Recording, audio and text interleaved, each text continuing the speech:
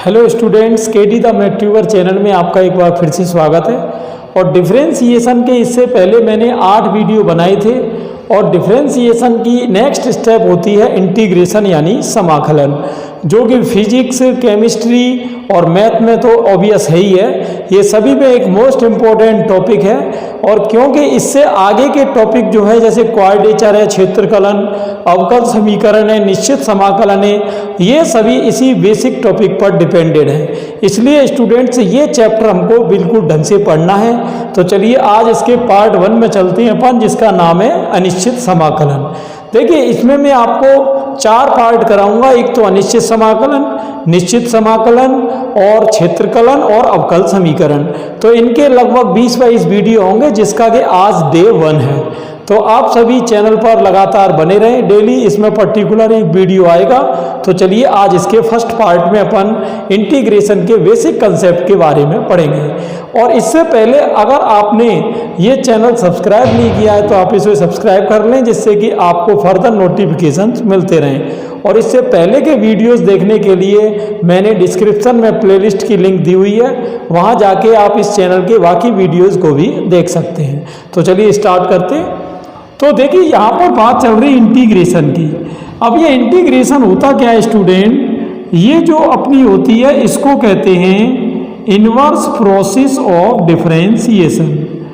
Inverse process of differentiation का मतलब है यानी अवकलन की विपरीत प्रक्रिया को कहते हैं समाकलन।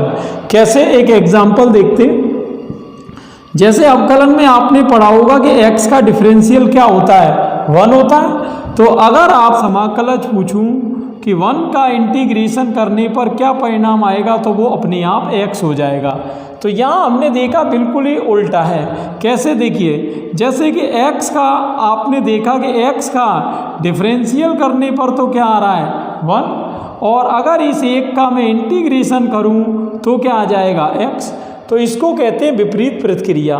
तो एक तरीके से डिफाइन करें तो कैसे करेंगे कि जो इंटीग्रेशन है वो है इनवर्स प्रोसेस किसकी, डिफरेंशिएशन की। अब अपन इसके बाद देखते हैं सिंबल ऑफ इंटीग्रेशन, यानी इंटीग्रेशन को डिनोट कैसे करेंगे। देखिए जैसे कि मान लो y इक्वल f(x) कोई फंक्शन है, क्लियर। अब इसे आपको इंटीग्रेट करना है। तो इंटीग्रेट करने के लिए क्या है कि इस तरह से अपन साइन लगाते हैं और जिस चर के सापेक्ष करते हैं वहाँ dx आ जाता है। dx का मतलब है यहाँ पर रेस्पेक्टिव वेरिएबल यानी सापेक्षिक चर को व्यक्त कर रहा है, और इसको डिनोट करते हैं अपन i से। अब इसमें देखिए कौन सी चीज़ क्या क्या है, एक बार आप थोड़ा ध्यान से देखना। ये जो फंक्शन है जिसका आप इंटीग्रेशन कर रहे हो स्टूडेंट, इसको कहते हैं अपन इंटीग्रैंड। इसे क्या कहते हैं, इंटीग्रैंड। और इसको हिंदी में अगर मैं कहूँ तो इसको कहते हैं समाकल्य, क्लियर। dx जो है ये अपना रेस्पेक्टिव वेरिएबल को डिनोट करता है। रेस्पेक्टिव वेरिएबल, रेस्पेक्टिव वेरिएबल का मतलब होता है सापेक्षिक चर। सापेक्षिक चर से मेरा मतलब है कि समाकलन किसके सापेक्ष हो रहा है वो आप इसमें डिनोट करेंगे। और ये जो आपको दिख रहा है ये प्रोसेस ऑफ इंटीग्रेशन का साइन है, यानी समाकलन की प्रक्रिया का संकेत है। और ये जो i आपको दिख रहा है स्टूडेंट, इसे कहते हैं अपन इंटीग्रल। इंटीग्रल यानी समाकल। अब ये जो मैंने समाकल लिखा है इसको स्टूडेंट समाकल या समाकल गुणांक या अपन समाकलन या समाकलज भी कह सकते हैं। तो इसके कई नाम हैं, कौन कौन से मैंने बताया आपको, समाकलन गुणांक, समाकलज या समाकल, क्लियर। तो इस तरह से ये पूरी प्रोसेस है। जैसे एक एग्जांपल अगर हम देखें, जैसे मान लो किसी ने आपसे 1 का समाकलन पूछा, तो अभी मैंने आपको बताया कि 1 का समाकलन करने पर x आता है। तो 1 का समाकलन करने पर x आ रहा है। अब इसमें देखिए कौन कौन सी चीज़ क्या क्या है। 1 तो जो है वो क्या हो जाएगा, इंटीग्रैंड यानी समाकल। और जो x आपका आया है वो हो जाएगा इंटीग्रल। इंटीग्रल का मतलब है यहाँ पर स्टूडेंट समाकल, क्लियर। तो यह सीधी बात है कि समाकलन करना किसका है, इंटीग्रैंड का करना है। और समाकलन करने के बाद क्या आएगा कि इंटीग्रल आएगा। इसे इंटीग्रेशन कोफिशिएंट भी कहते हैं यानी समाकलन गुणांक भी कहते हैं। तो तो ये पिक्चर हुई हमारे बेसिक कंसेप्ट की। क्लियर। अब यहाँ देखिए कई बार स्टूडेंट पूछते हैं कि सर हर टॉपिक का मैथ में कोई ना कोई टारगेट है। जैसे अवकलन का उद्देश्य क्या था कि चर राशियों में परिवर्तन की दर ज्ञात करना, यानी एक राशि में परिवर्तन करने से दूसरी राशि में क्या परिवर्तन हो रहा है, इसकी जो दर होती है, रेट ऑफ चेंज होती है, ये अपन किससे ज्ञात करते हैं, अवकलन से। लेकिन समाकलन की अगर हम बात करें तो समाकलन का मतलब है स्टूडेंट्स वक्रों के क्षेत्रफल ज्ञात करना। जैसे देखिए एक एग्जाम्पल अगर मैं यहाँ लूँ तो यहाँ स्टूडेंट्स आप बोर्ड पर एक हेडिंग देख रहे हो, ऑब्जेक्ट ऑफ इंटीग्रेशन, यानी समाकलन का पर्पस क्या है, उद्देश्य क्या है। तो जैसा कि अवकलन में मैंने बताया, मैं रिपीट कर दे रहा हूँ कि परिवर्तन की दर ज्ञात करना, यानी एक राशि में परिवर्तन करने से दूसरी राशि पर क्या प्रभाव पड़ रहा है, इसे अपन कहते हैं अवकलन। जबकि समाकलन का मुख्य उद्देश्य है वक्रों के क्षेत्रफल ज्ञात करना। कैसे, देखिए एक एग्जाम्पल, जैसे मान लो y equal F of X कोई फंक्शन है और आपको यहाँ x belongs to close interval A B के बीच में इसका एरिया निकालना है। जैसे कि मैंने अगर मान लो मैं इसका ग्राफ बनाऊं तो मान लो ये आपका ग्राफ बन रहा है और ये ए हो गया और ये स्टूडेंट्स हो गया बी। तो अब समाकलन का उद्देश्य है कि ए से लेकर बी तक जो भी एरिया यहाँ कवर हो रहा है उस एरिया को कैलकुलेट करना, और इस एरिया को स्टूडेंट्स हम किस तरह डिनोट करेंगे कि लिमिट ए से B F of X D X. Clear. इसको अपन कहते हैं निश्चित समाकलन। लेकिन यहाँ हमारा टॉपिक अनिश्चित समाकलन ही है। नेक्स्ट जो हमारा टॉपिक आएगा वो होगा निश्चित समाकलन। अब मैं आपको बताता हूँ कि ये अनिश्चित और निश्चित का क्या फ़र्क है। देखिए जब अपने को यहाँ लिमिट नहीं दी होती हैं तो जो समाकल आता है वो वक्रों के एक परिवार को व्यक्त करता है पूरे को, तो उसको तो अपन कहते हैं अनिश्चित समाकलन। जैसे कि मान लो कोई लाइन आ गई आपकी कि y इक्वल 2x प्लस सी। अब ये y इक्वल 2x प्लस सी है। अब c क्या है, c कोई भी रियल नंबर हो सकता है। तो यहाँ पर अब ये क्या है कि ये रेखाओं का एक परिवार यानी एक लीनियर फैमिली को व्यक्त कर रहा है ये इक्वेशन। लेकिन अगर मैं इसको y इक्वल 2x ही लिखूँ तो अब ये एक फैमिली को व्यक्त न करके पर्टिकुलर एक लाइन को डिनोट कर रहा है। तो बात वही है, ये है अनिश्चित और ये है निश्चित। सेम टू सेम यही समाकलन में करना है। अगर किसी फंक्शन का समाकलन करने पर आपको फिक्स एरिया निकल आता है तो वो तो है निश्चित समाकलन, और अगर एरिया ऐसा आता है जिसमें कि आप c का कोई भी मान ले सकते हो तो वो स्टूडेंट्स हो जाता है अनिश्चित समाकलन। क्लियर।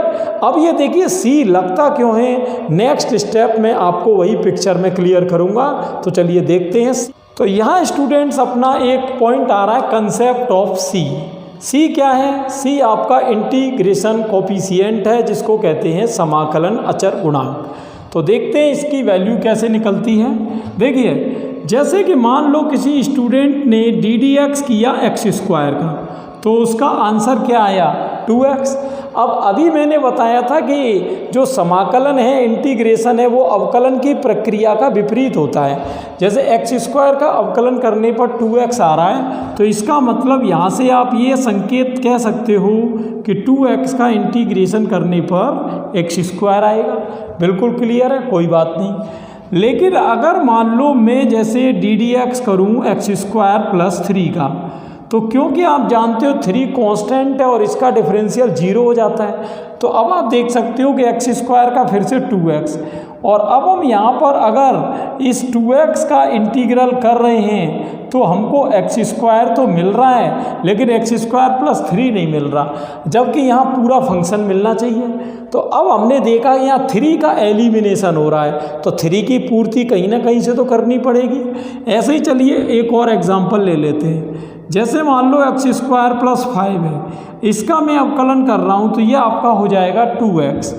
अब यहाँ पर अगर मैं इस 2x का इंटीग्रेशन करूँ तो मुझे मिलना तो क्या चाहिए डेफिनेशन के हिसाब से एक्स स्क्वायर प्लस 5, लेकिन स्टूडेंट ऐसा होता नहीं है और आपको एक्स स्क्वायर ही मिलता है।